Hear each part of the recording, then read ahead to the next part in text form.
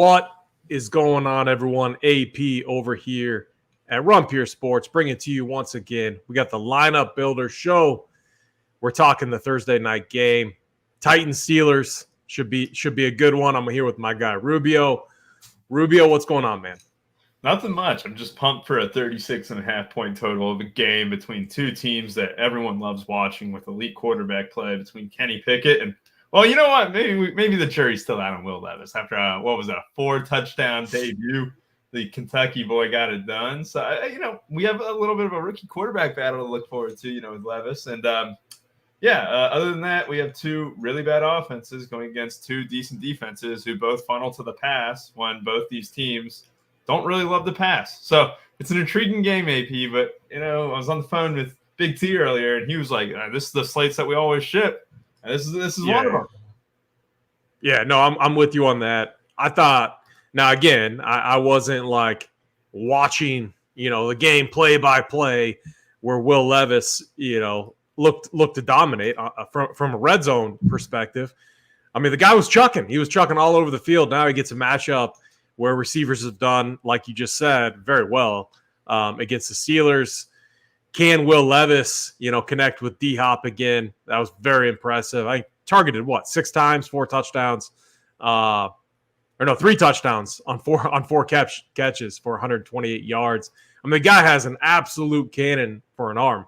And then on the other side, too, Titans have been very good against the run. They've actually been, just looking at this matchup chart, they've actually given up. Actually, I think it's inflated by Zach Moss, the big Zach Moss game. I was going to say they've given up decent numbers to running back RB2s, but again, that was like an outlier game where Zach Moss went off. Outside of that, running backs have had a tough going against both teams here. So kind of excited to break it down. Low total, maybe defenses in play, but really kickers, wide receivers. What do we do with the quarterbacks? What's the base build showing us? Because these low total slates on Thursday are always, you got to embrace the variance. We talk about it every week when we do this. You got to embrace the variance. The outcomes always seem to be different as well. So what's the base build showing us? So base build is giving us Steelers captains with Kenny Pickett, Deontay Johnson, and George Pickens. It likes double quarterback, believe it or not. So we get a ton of double quarterback. I'm kind of cautious on that, but we'll let the base build do its thing.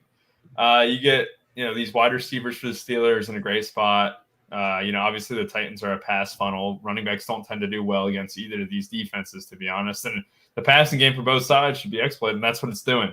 We don't get a whole lot of Derrick Henry. We don't get a whole lot of Najee Harris. We don't get a whole lot of Jaylen Warren in the captain or anything like that. So it makes sense that it's targeting the passing games. Just you wish these passing games were a little bit better, right, AP? Right. Yeah, and looking back at the past optimals will be up after the show. I got to update both the Titans and Steelers, but again, one thing that I'm seeing is just a few low salary amounts. Like when I look at the average salary used for games like this one, we tend to see a lower average salary, which again kind of plays on the fact that embracing variance, randomness at the captain. We have seen running backs hit at the captain spot for a few of these teams as well. But I think it's going to be different. I think receivers. I mean, quarterback. Is this a quarterback captain slate? Like, I don't know, man. So here'd be my take against that. Is that Kenny Pickett has legs. We know that he can run a little bit. Dinged up coming into it. What was it, ribs or something like that? That he's banged up coming in, right? Well, he does have a clear target tree, right? It's Deontay Johnson and George Pickens. All right, with Pat Freiermuth down, he's not throwing much to these third wide receivers at all. You have 2 wide receivers who are clearly going to be the benefit of Kenny Pickett throwing the ball, and same with Will Levis, who caught all the touchdowns last time. It was DeAndre Hopkins and stuff, and if he's going to go off, it's probably going to be with DeAndre Hopkins nuking as well. I think the thing with Levis too. Not that it matters too much or anything, but you might be able to make the case more for him just because I worry about Kenny Pickett's rib situation. He's always been a little bit mobile, really kind of able to scramble around, get some yards and stuff, but haven't really seen that of late. And I know it's probably a little bit because of the injuries. With Levis, he ran the ball 7 times last game, and not at Kentucky, he wasn't like, the guy who just ran it all the time and stuff, but he does have capability with his legs. I do value it when a guy is just like, screw it, like I just want to win, and I just feel like he has that it factor right now. And at Kentucky and stuff, like especially that final year where he was banged up, he got yards in 2021, but last year is one of those years where he just did nothing. And that had to be with injuries. He was banged up. I think he had a foot injury too. So he's more mobile than his stats in college would indicate in 2022. Because in 2021, he almost ran for 400 yards rushing and stuff. So I think the case could be made for Levis. But still, his target tree is just so narrow. It would definitely take one of these guys to rush it in. And it might be possible, AP. I just look at these college stats and stuff. And, I live in Kentucky and stuff. He had 9 touchdowns on the ground. We've seen the QB sneak, the tush push. Even though Derrick Henry's there, we've seen it very effective this year. Kenny Pickett, so got hurt last game against the Jags, 20-10 loss, 1 touchdown on the Steelers side, which, Mitch Trubisky. Is Kenny Pickett, do we know, is he a full go? He is a full participant in practice yesterday. We get robbed of Mitch Trubisky Day, and that's what pisses me off the most, AP, is I came in on Monday. I looked at the slate. I said, it's not that bad if Mitch Trubisky plays. And sure enough, Kenny Pickett's suiting up.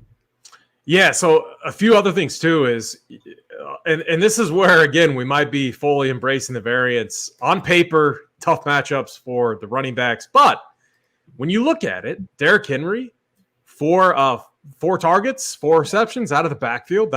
We've all been calling for that for Henry. Yep. Get the big dog the ball whatever way that you can. And then his backup, Tajay Spears, I kind of like the role that he's been in. And if you just look at it, his box scores scream like showdown opportunity, like 6-6, 7-3, 16-9, 8-8, 4-9. I'm going off DK scores there. So like that, to me, as a backup RB2, screams value showdown piece. And then Jaylen Warren, I think Jaylen Warren arguably better than Najee Harris, but they are still splitting work. They're getting Najee more looks, 5 targets, 5 receptions last week out of the backfield, 3 targets the week before. When I look at this too, 10-5, 15-8, and then Jaylen Warren too, same deal. He's obviously, splitting work there. He's getting targets, opportunities as well. 7-8, 10-1, 10-9, 11-5. The reason I bring this up is because, traditionally for that value RB2 spot, we're looking at kickers, we're looking at defenses. Can those or wide receiver 2, wide receiver 3s, but we have viable options as backup RB2s as well on this slate. Like in our base build, what ownership are we getting in the flex spot for these backup running backs? So, yeah, it's interesting because Jaylen Warren's always going to hit just a bit, right? It's going to be a sprinkle. With the snap situation there, he's only 800 less than Najee Harris, too, which is a big deal. You look at the difference between Tajay Spears and Derrick Henry. So when we just organize by salary, let me get a filter up so it's easier to see as well. We'll do greater than 0.5. You'll notice one thing. Derrick Henry's 11.6. Tajay Spears all the way down at 5,400. He is over half the price, less than half the price of Derrick Henry. Both these guys, Tajay Spears is a little more effective with his hands out of the backfield, but you made a great point. Derrick Henry's targets have trended up a little bit, and if you're getting 2-3 points out of the PPR game from Derrick Henry, that's just gravy because you play him for the touchdown upside. His prop for rushing is 70.5, receiving it's 11.5. And just assuming he gets into the box on a slate like this, it's almost like whoever scores a touchdown is going to be optimal. It feels like, especially in these studs range. Right. And I think Tajay Spears, as gross it is to say in a 10-team league, I played him in my in my fantasy football team with the Superflex spot, but you're getting 3 or 4 catches potentially out of him. So I do want to mention when you just look at the props here and the running games, as gross as they may be in these matchups, because both these teams funnel toward the pass, right? Both these teams would rather have you run at them than throw it because their secondaries are both subpar. You do have the fact that Levis's passing profit is 200. That is trash. And Kenny Pickett's is 217. And like we said, I think the wide receivers are a little bit more viable than quarterback. These running backs, despite it being a gross matchup, might just be better plays because all they have to do is fall into the box to get there. And these prices on the Steelers running backs, especially, if one of them falls into the box, I'm going to call it now that they're off. And I think that's it's kind of likely. Both these guys are probably close to even odds for that. Yeah. So, yeah, JT, I mean, one thing I got to go and do, all I saw, and I'll be honest, we're all about transparency here. I didn't watch that game. I saw the highlights. And, I mean, it's easy to hop on the bandwagon, make him the starting quarterback there over Tannehill. But, again, I might have to go and watch the game, or at least the quick version that they put out on YouTube. Do they still do the NFL 60, the 60-minute games or something like that? Yeah, I think on YouTube, yeah. Well, I know for NBA, I do that a lot for games I miss. I'll go like in the morning and just to stay engaged, see what players are. You can get kind of a feel for it. But with Levis, do I have tunnel vision on these 4 touchdowns that he threw for? That's what I want to go and see. Box score wise, 19 of 20, 29. 238. He was clean. Only sacked twice. Yeah, going to be a little bit different against Pittsburgh. I will say that they have not been as good against the pass, but still, it's Pittsburgh. Traditionally, a very fundamentally sound defense. They're obviously 2 on the road. Tough environment to play in. Yeah, it's a typical Pittsburgh night tonight as well. It's just cold, not too cold, just a little above 40. The weather's nice there too. So weather concerns, we don't have anything to worry about weather-wise, AP. It's just a typical day in Western Pennsylvania. Terrible place. So here's a good thing to bring up. Imagine if we hadn't seen any Will Levis yet. Imagine if this was his first start and we didn't see the 4 touchdowns, 0 interceptions last week against Atlanta. What's the narrative coming in? What's the conversation, sounding like? Are we really that high on him? I mean, wouldn't we be talking more about Pittsburgh defense? I think the discourse would be more the same. And I say that just because I think there's a lot of doubters out there. The props are really weak, AP. Like, he was a few deep balls. I mean, it was a very high touchdown to completion ratio, right? Yeah, this guy was a baller in college. I don't care what people say. He got nicked up that last half of the year in 2022. But this dude was really good at UK, arguably one of the better guys to watch in college football. I think he's got talent. And the thing is, it is a tough matchup on the road when you're going for your first real start against the Pittsburgh Steelers in Pittsburgh. I mean, Mike Tomlin's been in this business for how many years, right? I'm willing to bet on the veteran coach over the rookie quarterback 10 times out of 10. I think we do that tonight. But I do think, maybe people kind of gravitate to him, but at the end of the day, the Pittsburgh secondary has just been exploited time and time again, and we can't ignore it. Here's what I kept thinking too. I was surprised that it was always D-Hop because when I think of the deep ball with the Titans, and I always go back to thinking about the Chiefs. The Chiefs need almost like a Treylon Burks type, fast deep ball, can catch the deep ball. We haven't seen much of him. He targeted twice last week. I know he was injured. Let me look at his snap counts from last week. So he was on 50%, 51%. How much? Because if I think of someone getting because now they have film on him, they have tape on him. Yep. They're obviously. So I'm talking about the Steelers. They're obviously very aware of what Andrew Hopkins. Yeah, short week. They're aware of what D-Hop did. Naturally, they're going to make sure that doesn't happen. Treylon Burks has to be the deep threat guy now, right?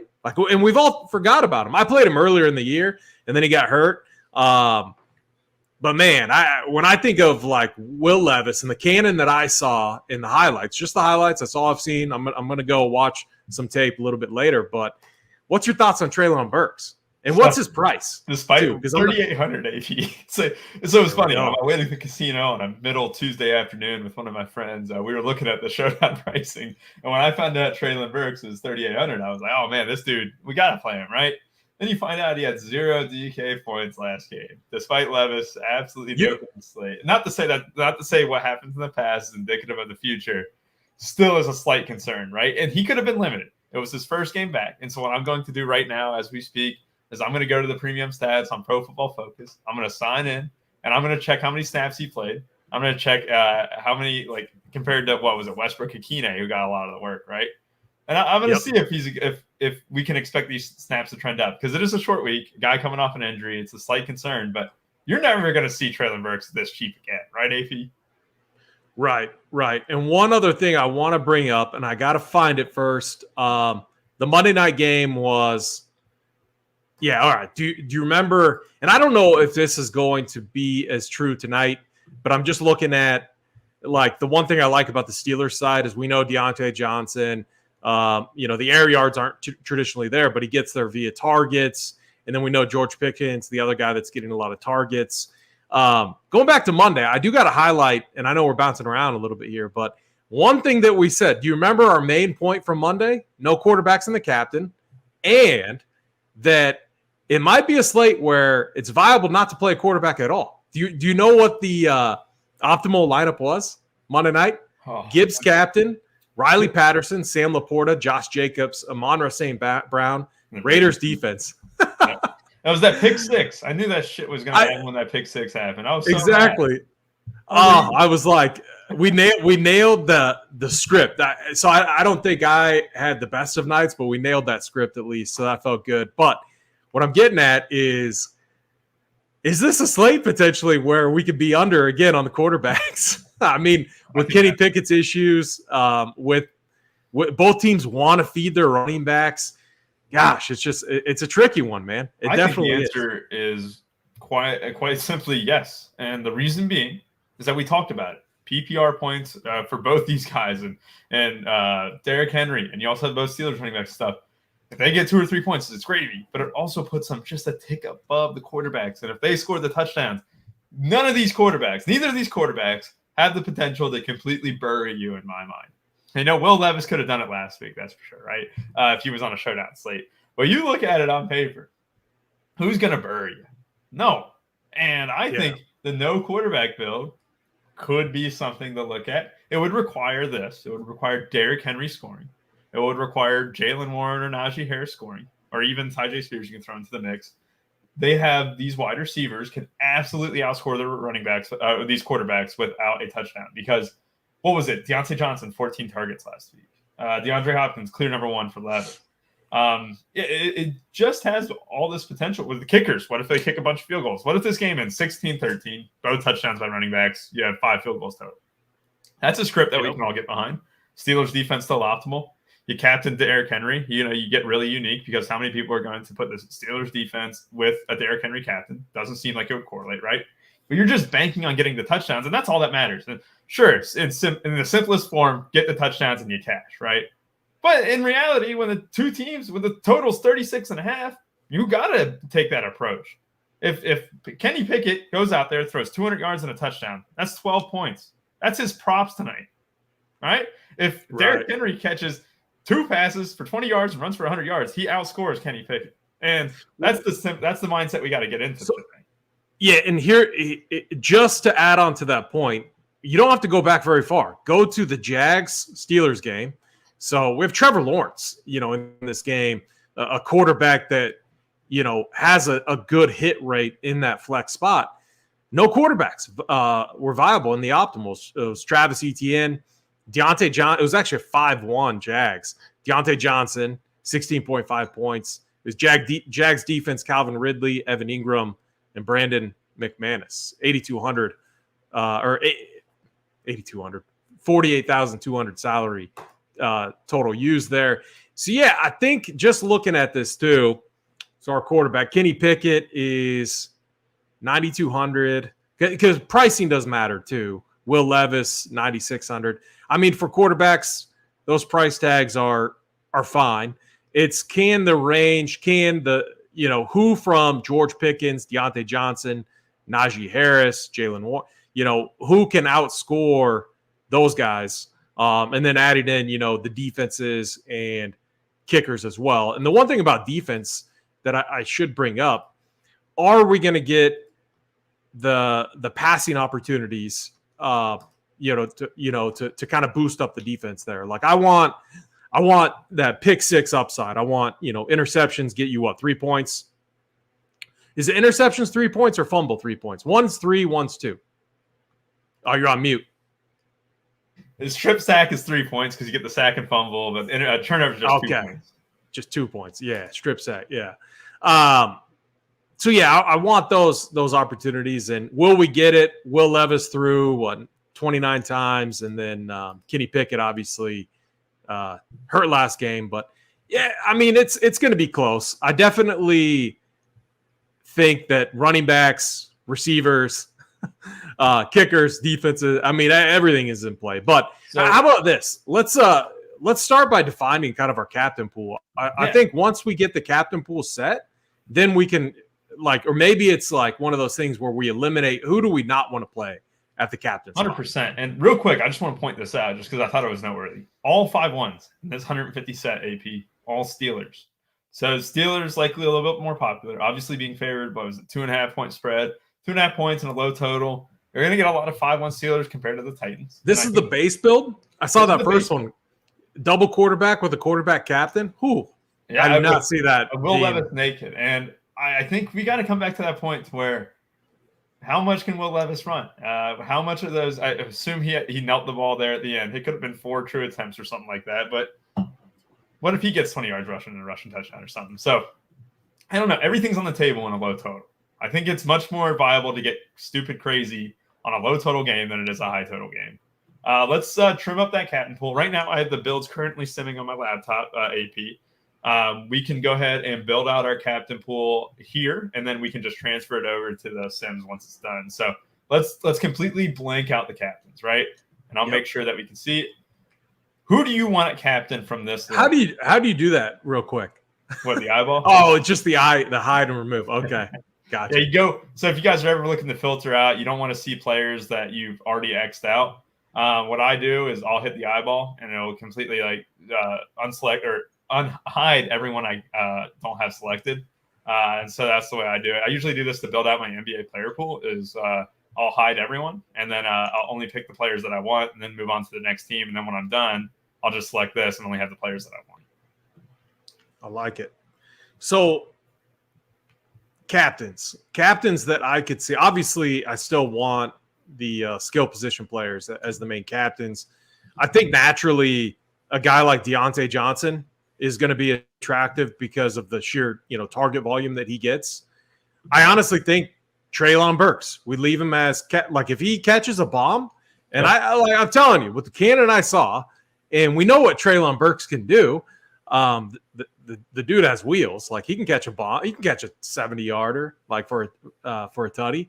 So I think Derrick. So Derrick Henry, Treylon Burks, D Hop as well. He'd be the popular one. George Pickens, Deontay Johnson. Yeah, I mean, it's gross, but let's do. What do you think the running backs from the Steelers side? I think it's viable to get either one in the captain. I think it depends on the build. And this is only if you're running 150. If you're doing single entry, stick with the guys who are getting a bunch of targets like Deontay Johnson or something like that. Or, quarterback might be a little bit more viable or like Derrick Henry. Just on a slate like this where, like I said, aim for touchdowns and stuff. But Deontay Johnson's target share against the defense that funnels you into the pass. He's probably my favorite captain on this slate tonight. And I got the Sims done, so let me go ahead and flip it over there, and then we'll trim up our captain pool here. So you'll see here, I haven't ran the contest Sims, but let's unselect everyone again. And we want Deontay Johnson, Derrick Henry, George Pickens, Najee Harris. And just for fun, AP, let's include Levis, but let's exclude Pickett. Okay. And we'll do Chig, Jalen Warren, Treylon Burks, and then DeAndre Hopkins. We'll leave Tyjae Spears out of it. What about the kickers? Yeah, let's do the kickers. Boom. All right. Let's hit apply. Let me go to these contests real quick. This is how you do the contest sims. You hit contest. You go to all contests here, and then whatever contest you want to sim, you'll right-click, add contest sim, save settings. And you can do this for up to 10 contests at one time. So I did the $3.20 max. And then for fun, let's do a single entry as well. Let's do the double spy. Just $200 entry, but it's still a small field single entry, so the same applies. To get these contest sims back in, I'll go to settings. I'll scroll all the way down to contest settings, and then I will contest sim settings, I should say, and then I'll select all three. And then what we do, we hit run contest sims. Love it. So you like that player, that captain pool, right? We got 11 players selected, a little bit wider, but like we were talking about, when we're going for touchdowns, we're just going for the slate's gross. There's no clear funnel. Like the Chargers and Cowboys, we had a clear funnel. Obviously, Dak Prescott got there and stuff, but You had 6 studs at the top that you just wanted at captain, 5 studs maybe at most. All right. Here, I think any of these guys are viable. And this doesn't even include Kenny Pickett, where I think I'm more on the side of Deontay Johnson and George Pickens in this case. But you just have a lot of potential for something goofy to happen, and therefore a more unique winner at the top. Yeah, no, I'm 100% with you. And one thing too about the Steelers, I will say, like, they still grade out as a good team you can attack through the air, but I do wonder if those stats are kind of being inflated from the Devontae Adams had a big game, Nico Collins had a monster game, Jacoby Myers. So it's kind of inflated over the last few weeks. Like Calvin Ridley, 6 receptions, 83 yards, good game there. Christian Kirk, 4 catches, 46. And then obviously it was ETN that had that big catch for the touchdown, kind of sealed the deal. So still definitely a pass funnel. It's and I think even more so, like if you're the Steelers, make Will Levis and the receiving corps beat you. You know what I mean? Yeah. So I definitely agree with it. So, I concur. Top captain, Derrick Henry.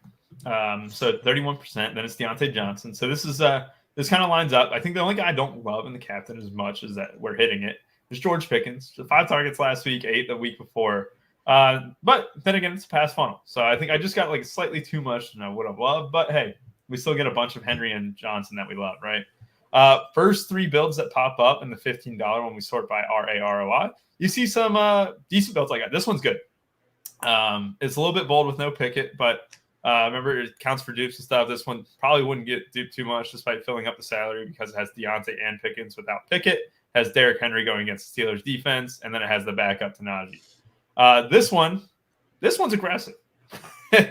But let's go ahead and just kind of scroll down to our first 3 here. This one I really like. So I love what I'm seeing though too. Like this feels like a slate where we could see a 5-1 build, but it could literally be Steelers 5-1 or Titans 5-1. So like I would not exclude. I'm not saying go all in on 5-1s. Not what I'm saying. I'm just saying I would not exclude your 5-1s like a lot of people typically do. It definitely, these Thursday slates crazy. These two teams a little bit weird too. I mean, it would not surprise me to see that happen. Yeah, and we get 18% 5-1s, which is probably going to fall in line to what people are expecting. I think it's also a larger deal when it's so clearly a funnel. Like the Bills slate against the Giants, what was it? 50% of teams were 5-1 Bills. Yep. That's not going to be the case tonight. So 5-1 on either side, like you said, has a chance to be a little bit more unique, a chance to, you're not chopping 100,000, or you're not chopping for 5K at the end of the night, right? You have a chance to chop for 100,000 even at 5-1. And if you're doing 5-1 Titan scripts, like if we just click the 5-1s here, it's probably split. Okay, not exactly down the middle, but you still get 18% of your 5-1s. This doesn't include defenses and kickers and stuff, but probably about a third of your teams are Titans 5-1s within the 5-1 set. So not the worst thing in the world. Yeah, I like it. So we have 2 uniques. We're sorted by risk adjusted. What's the highest captain that we're getting? I'm curious. If you go over to the captain pool, can you sort by Derrick Henry, Deontay? So running backs, interesting.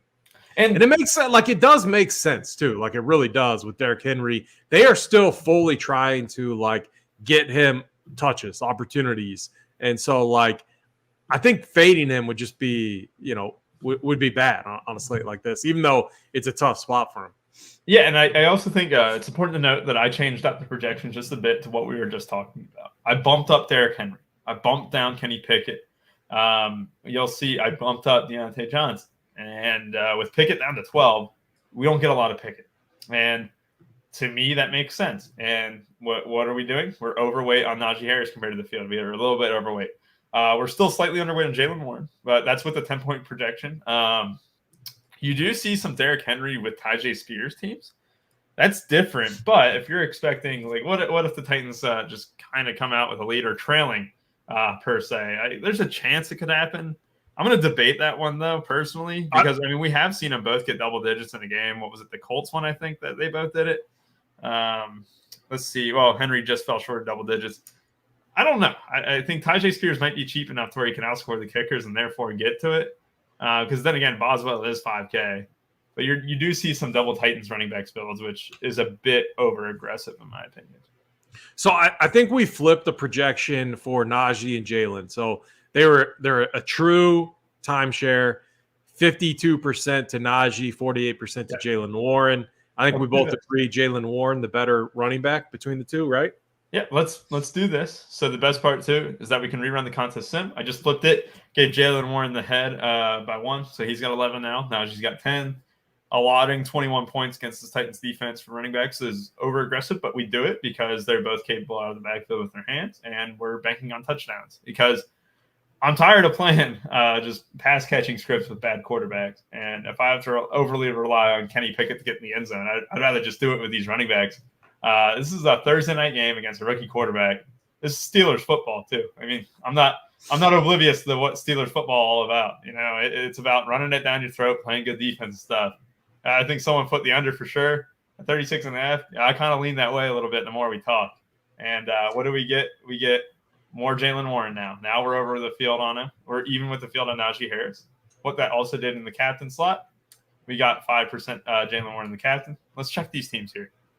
Another double running back. It loves the double running back. I got another adjustment I think we should make. So Allen Robinson dust. He played 69% of the snaps, but Calvin Austin, the third, a speedster, just nice showdown play. I think he 27% of the snaps last week, up from 12% the week before, and they're working to get him the ball.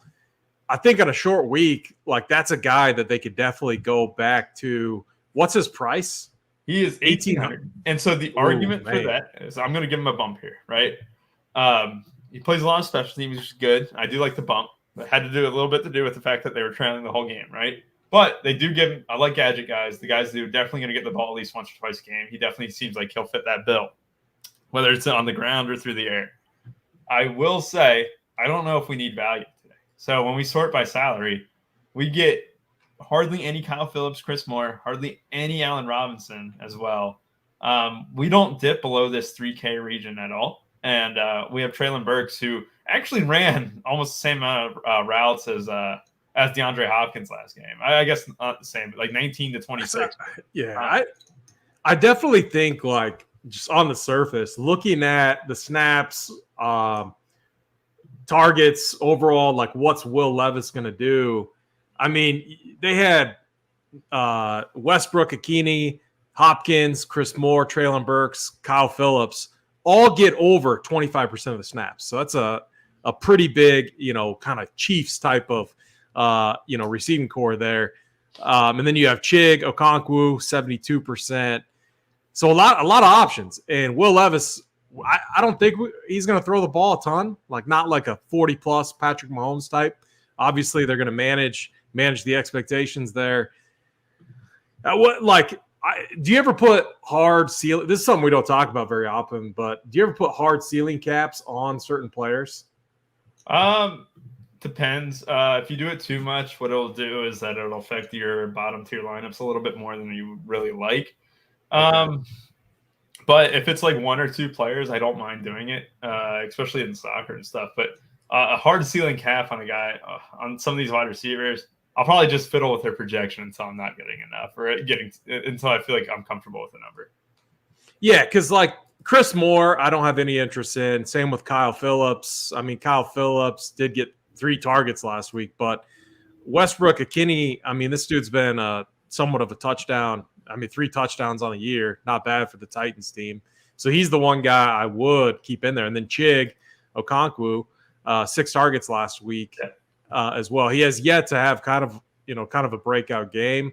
We talk about how mainly veteran quarterbacks, how they typically lean on their tight ends. So it's a tricky receiver slate. Like I get why we're getting some of those 2 running back builds. Like I don't feel that I feel confident on the Steelers side, the target tree. We know Deontay Johnson's going to get targets. Same with Pickens, and then I think Calvin Austin's that third guy. But the Titans side is definitely tougher, in my opinion. I agree. I think the best thing about Chig Okonkwo is the fact that when you look at on the slate, he's got great yak upside, right? He's really good after the catch. And these short screens, I guarantee you that you're going to see one or two screens, at least to Chigakonkwo tonight, and he has a chance to always house it. He's very good after the catch. And for a tight end, he's got great feet. I really like Chig tonight. The 6 targets last week in a great matchup. Atlanta Falcons are one of the best spots for a tight end to go against. But you're going to see these short throws, and that's why we also like these running backs, right? PPR. Keep mentioning. I mean, that's a 4 running back build right there. Do you see that? Jesus Christ. Right on the screen. I don't know if that's happened. I've been doing these optimals a long time, and I was looking for it, and I thought there was one game that was close, but I don't think that's been something that I've seen over the last year and a half. It's definitely possible, but it's possible. I don't know if I condone that message, though. That is it's interesting that build came up. I might have to make a rule just to make sure I don't get a build like that. I think 4 running back build. Yeah, I think the double running back build, the fact that it's hitting so much, I know I overprojected these running backs just slightly. I didn't go overboard on either one. It does show you, though, that the mid-tier is not dominated by pass catchers. I think Deontay Johnson at 8,400 is the cheapest pass catcher until you get to who? Chigakonkwo. So what it's doing is that it's saying that, hey, Tyjae Spears has a chance to outscore these kickers and be in the optimal. You look at the Steelers defense there. We're getting a ton of the Steelers defense too. There's no mid-tier except for these running backs. It's running back, defense, running back, kicker, defense. There's no pass catchers in that bunch. And so what people might do, and this could be a good point, I'm glad you brought this up, is that people are going to see these builds and automatically assume that they're gross, right? And they do look gross. They don't look great at all. They don't correlate at all. It is showdown. Anything can happen. Both these quarterbacks do check down a decent bit. I'm just saying, I think I would leave it. I don't think I would go 4, maybe max it at 3, but I think it's because it happens for a reason. We don't have a single pass catcher in this mid-tier until we get to who? 38 till Chigakonkwo at 4,200, and then all the way up to 8,400. So you're missing a massive range.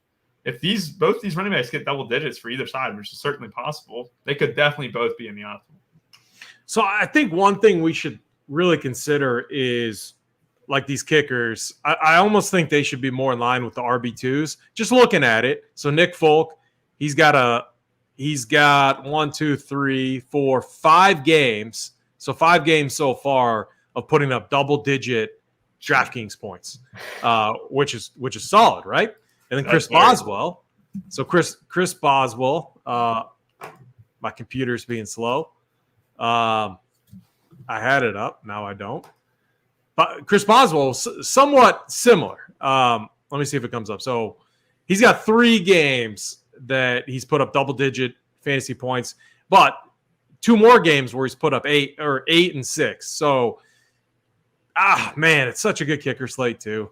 I mean, it really is. Slate, even when you click both things, if you don't want a quarterback today, which I think is definitely more viable than most nights. I don't love condoning no quarterback builds, but if there's a night for it to hit AP, these kickers, these running backs and stuff, just seems like a perfect storm. I'm getting excited just talking about it because people are just going to automatically assume that, this isn't what you do to win.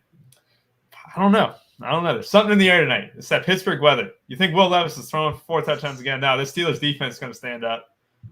There's going to be some hard-nosed football. It's going to be one of those games where people complain about it on Twitter, but you're secretly wanting the under. You're secretly wanting it to be a horrible game. It's just like in baseball last night when Big T does the 5-pitcher stack and showdown. He's secretly wanting no runs in that game for 9 innings or for 8 innings. Then he wants a walk-off from Marcus Simeon. This kind of has that feel of it. I'm going to be cheering for the under hard tonight. I'm going to have no remorse about it. I'm going to be celebrating negative rushing yards, everything about it, because I want this game to be 16-13, and I want to be at the end of the night. You know what? $500K. We haven't, in doing this so far, we haven't had a take like this too. We've been very pro skill position players. We're going to get points. I think we go all in on it. I think that's what we do. And the Steelers defense, 5,600, so it's priced up. I like what they're doing there. But, I mean, if you look at it, so last week they got smoked, but they still put up 10 points. And that was, they had an interception, 3 sacks, and then they put up 18 against, I see Snyder in chat, against his Ravens. They put up 26 against Cleveland. So, you're telling me that the Pittsburgh defense can't get it done against a rookie quarterback? And then the Titans, The Titans have one game with double-digit points. So I do think that I would be on board over-projecting the Steelers' defense at home against a rookie quarterback. The Titans, though, a little bit tougher there. They just have not been forcing turnovers. They are coming off a six-sack game against Atlanta, and they put up 8 points, so that's nice. But I like the kickers, I like the Steelers defense, and then it's kind of mix and matching who both under on the quarterbacks. I think that's a sharp path. I just saw this in chat. Polish Prince talking about Joey Porter. I'm gonna check his grades. I cannot believe that Joey Porter's been decent. I just can't believe we can't give Joey Porter respect. Joey Porter Jr. The Porter Jr. family is nothing but terrible. They're horrible to Bengals. Everything about it. The Porter Jr. They get no respect from me. But no, he's actually been a good corner. If you're not aware, Joey Porter. We like Treylon Burks though. That was the other pivot that we were making, right? Yes, we like Treylon Burks. Joey Porter got that whole Vontaze Burfict and stuff like that back in that playoff game in 2015, 2016. Yeah, I can never cheer for Joey Porter Jr., but his stats have actually been pretty impressive. Still, I think they'll move DeAndre Hopkins around. Joey Porter Jr.'s last 3 weeks on PFF grade-wise have been really good. He was a stud against the Ravens. Then they had their bye week. Or did he miss week 6? No, they had a bye week 6. That's right. Then the Rams and Jaguars put up good performances. I don't want to give him that respect just yet, but I mean, we did see it last year with Sauce Gardner was just a stud and someone to avoid. DJ Reed for the Jets too. I mean, that Jets secondary just in general. You do see that we probably need to give respect to these rookies. So I think we do it. I mean, yeah, I think that's a small bump to Burks' way. And we already have Burks kind of over projected anyway compared to the field. What do you think? All right, so after D-Hop in that monster game he had, and because a lot of people are going to be on a similar path, but what do you think he's got to be high owned, right? Given the kind of value that we have on the slate, or at least the viable lower range plays, he's got to be mega chalk, right? Burks? Hopkins. Oh, Hopkins, 32. I think this is a good point that you bring up though too. Who do you think is Sabres kind of underrating in terms of ownership? I think it's DeAndre Hopkins. I think he'll be higher. I think the Steelers defense will 100% be higher. I think 25 is an extremely low projection because people will gravitate to defenses and low totals. They gravitate towards defenses at home and defense going against rookie quarterbacks. I'd be shocked if the Steelers defense isn't closer to 35 than it is 30. I just think that they get the mid-30s tonight. And I think the kickers become just a little bit more popular because people like playing kickers in gross games, and rightfully so. As gross as to say, I think going overweight on defense and kickers tonight is not the worst thing in the world. Yeah, so D-Hop's combined ownership between the flex and the captain, 60%, 65% plus? Yeah. There? Yeah, around there? Yeah. I think the more I think about it, he's got at least just looking back, he's got a low floor. We all see the 38 piece that he put up last week. That has to bump up his ownership. I mean, you go back to Baltimore, he put up 3, absolute goose egg. And all of those touchdowns were absolute bombs. So you take those away. And I mean, I don't know. There's something to be said about kind of under projecting D-Hop, over projecting Burks. I'm not saying completely flip the projection. I'm not saying that, but I'm just saying and keeping Henry in there. And then the kickers, definite kickers, Nick Folk. I was looking at his picture. How old is this dude? He's actually probably my age, 38. Yes, 40. Or a year older than me. He's 38. There we go. 38? He looks older. His picture looks older. Yeah, he does. I don't know. I think we have a good script built. How would we sum it up? Under on quarterbacks, right? Yeah, and I just want to be quite frank. When I'm building this team with a kicker in it, you know how hard it is to fade both quarterbacks? It's incredibly hard to not click these quarterbacks' names if you're just doing one team, right? Yeah. I don't mind it. If you're doing one build, you're in single entries and stuff, pick the quarterback of the team that you think wins. I think that's safe to do. I think that's fine. When we're talking about winning a large field tournament like this, I think the double quarterback fade is certainly in play, and not a lot of people do it. Despite the ownership indicating. Yeah, if you want to increase your number of potential uniques, that has to be a route to do it, right? Like correct. I think it's like important to note that I severely underprojected Pickett. Like what we have him closer to 15 than like, and I have him at 12. And that's just because I kind of scripted an even game, and if I bumped up Pickett, you would see a dramatic rise. We'd probably get quite a bit of him, especially when I overproject him over Levis. But both these quarterbacks are not projected to be over like 50%. I think with Pickett in the captain slot, it would probably get him there. So one way we check that out. Yeah, he's projected for 12% in the captain. Levis projected 10. So they're projecting about 50% for Levis and about 60% for Pickett. So I mean, yeah, I think the double quarterback fade, yeah, it's unique, but that's what it takes to win a 500K. Like we can't sit here and call the Pittsburgh D like trash. I mean, they help. Yeah, well, no, I know you can. Yeah, I forget. Cincinnati, a little rival there, but a little rival. Yeah. The Steelers are just terrible. I hate everything about them, but I respect them as an organization. The parity in NFL is just great. I mean, they held the Ravens to 10 points. They limited the Rams a little bit indoors. The Jags, they scored late. They held them to field goals like all game. What they've been good at doing is keeping teams out of the end zone. So that just builds on our narrative of bumping up these kickers. And you could make the same argument on the other side too. Like a coach running out a rookie quarterback who maybe isn't having that touchdown luck again. I mean, he's going to lean on his kicker. So like if they can get the opportunity. So I love the script that we're running. I might even take it like another notch and get even more aggressive when I rerun it myself. Yeah. But I'm fully aligned with you on this slate. JT is having both quarterbacks the same as the double fade in terms of ownership. I can't see both QBs being popular. Running two quarterbacks in Showdown is immensely more popular than running zero quarterbacks, and that usually has to do with more talent being on the field and stuff too. But people still gravitate toward quarterbacks because they have the best floors. They're usually they're in every play, right, except when they're handing it off. So double quarterback will definitely be more popular than no quarterbacks. And you think about it when you do both quarterbacks, right? It funnels you into using almost half your salary, or at least 40% of your salary. So then you're kind of dealing with the same pool. Where if you're fading both quarterbacks, you're fading two of the highest priced guys, and you can leave salary, you can leave 1,400 or something like that. You just have a little bit more flexibility in that case, in terms of just ownership, right? Rubio, do this for me real quick if you can. Go to the contest. Go to Monday nights. Yeah. I want to see. I think you can look at. I think you can pull it up by stack type and see what I might be wrong, but I was going to see. Oh yeah, you can highlight the quarterbacks and you can see. Can we see what the field's percentage of double quarterback builds were?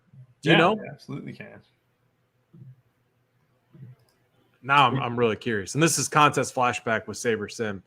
Love the feature that they have here, but we're just looking at. We want to see in the field. Two quarterbacks, doesn't matter, captain, flex. I don't think Malik Willis is going to be capable of being played in this game, just so after what Will Levis did. If things are going really badly for Will Levis in the first half, I don't know. I just think that at this point you're committed to Will Levis being the guy. You give him the chance. Let's see, this is captain. So you wanted to do, is it both quarterbacks in the lineup? I think it's easier to see the fade, to be honest. Oh, okay, yeah, you can. I mean, that works also. Where is Jimmy G at?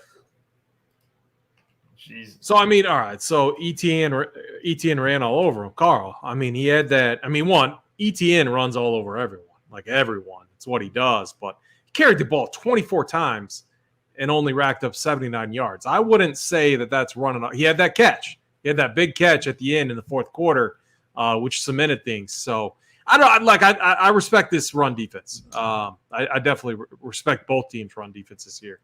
So both quarterbacks in the flex were ran in 25% of teams for Monday night. So you see that 25% of teams had both quarterbacks in the flex.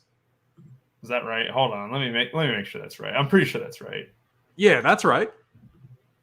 Is 25% of Jared Goff team. Wait, hold on. 15. No, that's not right. Hold on. How big is this contest? How many people did it have? You got to take the 15-5. 10%. 10% of them. 10%. Right here. Right? No, just a little over 10%. I can't do that. You guys can clear this out. 15%. Yeah, but then you gotta. So then what you'd have to do, and the manual process, you'd have to go and you'd have to look at, the cap. But yeah, you can see what percentage of builds had no quarterbacks, and can you do the minus sign in the captain spot and perfect. So we can actually we can see that and we can do the math.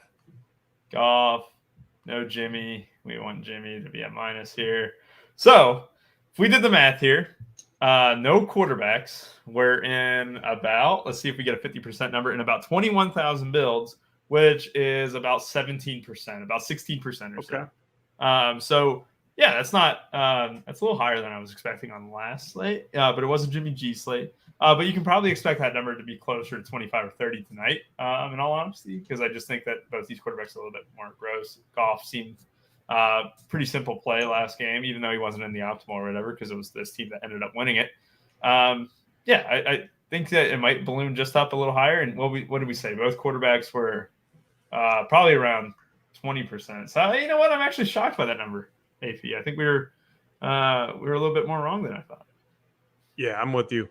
A little shocked as well, but yeah, I think that angle is good tonight. I think it's going to be a fun showdown slate if you're embracing kind of the randomness and of shitty games, which I think could happen tonight. That's what I'm going to do as well. It's going to be a pure ownership kind of play, kind of move for me tonight. So I like it. I think we're on to something.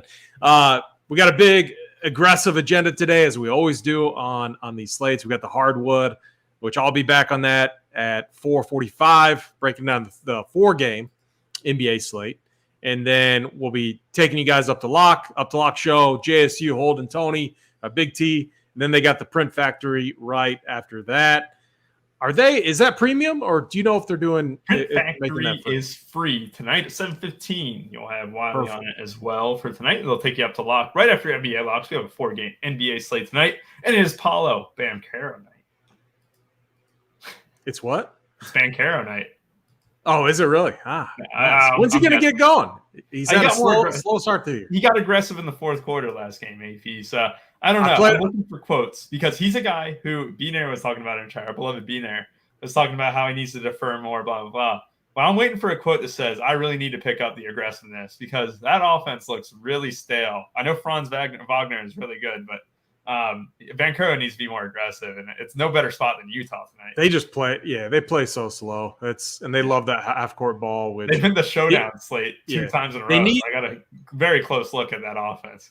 If and I know we're switching paths here, but if I'm Orlando, I get what they're trying to do with that half-court ball and focus on defense, but what they should do is save that all for the fourth quarter, because that's when these teams focus on pushing in transition and stuff in quarters 1 through 3, get that pace up. That's what I like to see, and that's what I would do. And then focus on your half court play, more so in the fourth quarter, clamping down on defense and stuff. But anyways, let's polish this up. I think it's going to be a fun night tonight. Again, we'll be back on here at 4:45. Make sure to come back. We'll be breaking down the NBA slate. Hit the like, hit the subscribe on your way out. For Rubio, I'm AP. Ron Pierre.